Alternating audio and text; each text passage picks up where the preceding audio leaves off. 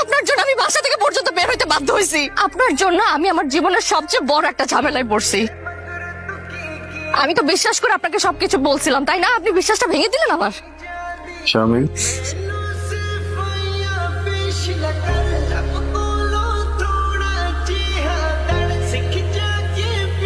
আরে নেন না, শরবত টানেন। মাশাআল্লাহ। মেয়ে দেখতে এসে মাথা নিচু করে থাকলে হবে? একটু তাকাও, দেখো।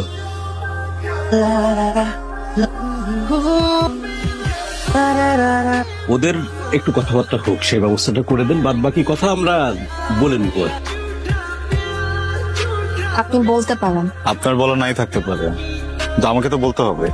দেখেন, আমি খুবই স্ট্রেট ফরওয়ার্ড কথা বলা একটা ছেলে। আপনাকে আমার প্রথম দেখেই খুব ভালো লেগেছে, কিন্তু আমি কিন্তু পাত্রী দেখতে আসিনি। বলতে পারেন জোর করে এনেছে আমাকে। আমার বেশ কিছু মেয়ে ফ্রেন্ডস আছে, ইভেন আমি বেশ কিছু রিলেশনশিপেও ছিলাম। আপনি একটু ভেবে দেখেন, এমন একটা ছেলেকে আপনার পছন্দ হয় কিনা। আমার পছন্দ অপছন্দ কিছু যায় আসে না। আমার ফ্যামিলি যেটা ঠিক করবে আমার সেটাই করতে হবে। সব ঠিক আছে? হ্যালো, আমি শারমিন। জি বলেন। আমি এত রাতে আপনাকে কল করতে চাইনি, আসলে আপার দুলাভাইয়ের চাপে আপনাকে ফোন করেছি। কোনো অসুবিধা নেই, বলেন। এখন আমার কিছু বলার নেই, যদি যদি কি দেখা করতে যাচ্ছেন, ভালো হয়। আমি আপনাকে অ্যাড্রেসটা টেক্সট করে দিব, আপনি ওখানে চলে আসেন তাহলে। ঠিক আছে, রাখছি।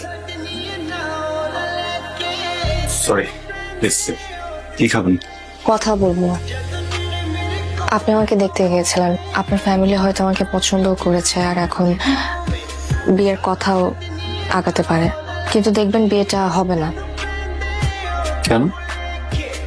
কারণ আমার ফ্যামিলি পাত্রপক্ষ থেকে একটা বিষয় সবসময় গোপন করে আসছে। পরে অবশ্য তারা সেটা জেনে যায়, আর প্রত্যেকবারই ওই একই ইস্যুতে বিয়ে ভেঙে যায়। ইস্যুটা কি? আমি যখন ক্লাস 10-এ পড়ি, আমার একবার বিয়ে হয়েছিল। পাত্রপক্ষ আমাকে দেখতে এসে কাবিন করে রেখে যায়। পরে অবশ্য জানা যায় যে ছেলেটা ভালো ছিল না, আর এই জন্য বিয়েটাও আর আগায়নি। আপনি কথাগুলো আমাকে কেন বললেন? কারণ আমি আপনার হেল্প চাই। কি হেল্প? দেখেন, এই ব্যাপারটা আপনার ফ্যামিলি হয়তো জেনে যাবে, আপনিও জেনে গেছেন। আমি আর বিয়ে করতে চাই না, আমার জীবনে কারো করোনার দরকার নেই। বিষয়টা যে ওরা গোপন রাখছে, কাজটা ওরা একদম ঠিক করে নাই। কি ব্যাপার? আমাকে দেখে সে চুপ হয়ে গেলে কেন?